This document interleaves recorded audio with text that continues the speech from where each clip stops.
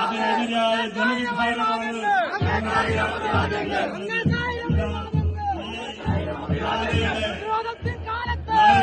അതുപോലെ തന്നെ ഈ ജാഥ ഉദ്ഘാടനം നടത്തിയ കെ.സി. വേണുഗോപാലും ഈ ഉദ്ഘാടന വേദിയിലേക്ക് കടന്നു വരികയാണ്.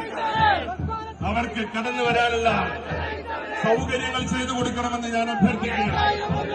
ഒരു വലിയ ജനമുന്നേറ്റമാണ് ഈ ജാഥയുടെ തുടക്കത്തിൽ തന്നെ.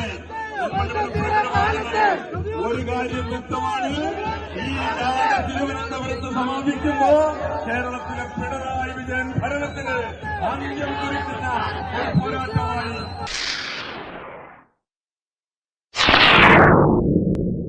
കൂടുതൽ വാർത്തകൾക്കും വിശേഷങ്ങൾക്കും ന്യൂസ് ലൈവ് TV സബ്സ്ക്രൈബ് ചെയ്യൂ.